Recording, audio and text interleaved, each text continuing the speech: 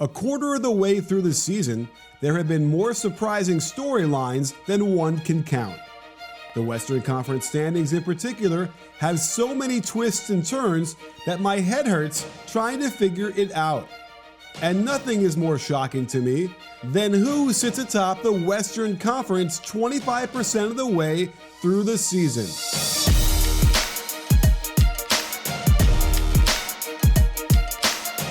Yes, you read that right. The number one team in the Western Conference right now isn't the Warriors, it's not the Rockets, it's the Los Angeles Clippers. In what has to be the feel-good story of the season, the Clippers are reborn after breaking up their big three and dropping off everyone's radar coming into this season. Even more crazy is the way they're attacking on offense. In the era of fast pace and lots of threes, the Clippers rank 6th in overall offense despite being 27th in three-point frequency and 20th in time of possession. Their offense moves slow, they don't space the floor much, and are at the top of the league in shots attempted per game between 10 and 19 feet. So, how is it that Doc Rivers has gotten such good results with methods that fly in the face of all the analytics experts? Their half-court offense isn't that exciting, to be honest. They certainly utilize a ton of handoffs to enable players to attack as a run and catch, and this type of play allows middle penetration and decent looks. Tobias Harris has been a revelation, increasing his Detroit production last year and continuing that trajectory this season. He leads the team in scoring by using the pick and roll twice as much as any other action. Most commonly, Harris has been bringing the ball up and getting quick drag screens that get him lanes, where he can finish at the rim or push the big man back in containment, and he's content to just pull up from the short mid-range for easy jumpers. They'll also get him at the elbow, where he can rub off at least one ball screen and again take what the defense gives him, where he knocks down another mid-range jumper. But Harris isn't just making a living on those long twos. He's taking almost 5 threes a game and scorching at 43%. One reason the Clippers' half-court offense takes so much time is that much of their initial attack tends to get thwarted by the defense.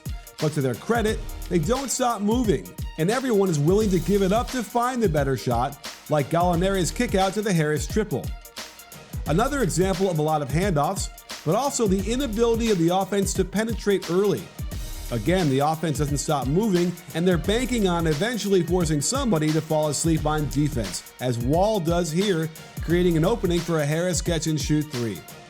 Danilo Gallinari's disappointing and injury-filled 2017-18 campaign is a distant memory, as he has played in 18 of the Clippers' 19 games, logging over 31 minutes in each. He's taken advantage of the methodical ball movement and his size to find openings off the catch, and the vast majority of his baskets are from behind the line. Even though the team doesn't take many threes, they are 4th in percentage, and Gallo is burning down the nets at almost 46% on over 5 attempts a game. He is content to spot up and patiently wait for the kick out, and teams are going to have to adjust how much space they're willing to give him on the catch. And if you put a smaller player on him, he'll simply shoot over him, causing all sorts of matchup issues for the defense. While Lou Williams is struggling mightily to make his shots this year, he's still the go-to guy whenever they need a bucket, and has been the case so far. When the offense withers in the vine, he's there to bail them out by generating some type of shot. He's the king of unorthodox, off-balance shots, a guy who just needs to get a little daylight to get the jumper off. And I'm confident that he'll get his percentages up to a more respectable level while still providing the Clippers with clutch shots when they need him the most. No video would be complete without shouting out a guy on my favorite players list, Montrezl Harrell.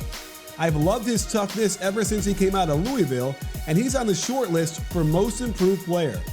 Just look at his numbers, as he's proven to be a crucial piece to the team on both ends of the floor, as a powerful finisher at the rim, and I mean strong, and averaging almost 2 blocks a game to help them patrol the paint and anchor a defense that's flirting with being in the top 8, which shouldn't be surprising considering they've got some top defensive talent in Patrick Beverley and Avery Bradley as well. If Mbah a Moute ever gets back, they'll have even more defensive prowess, and should make a lot of teams in the West very worried about playing them in a playoff series. They've also got a promising rookie in Shai Gilgeous-Alexander, a big guard who's got something special, but will continue to see the typical ups and downs of a rookie point guard. His vision is pretty good, and I suspect he'll improve this and increase his assist total the more he gets comfortable in the offense. The playoff hopes of the Clippers rest firmly on whether or not Doc and company can accelerate his development, and his surprising poise and control for a one-and-done rookie is rare. A big key for the Clippers offense is their free throw rate. They're first in free throw attempts and makes per game, and second in free throw rate.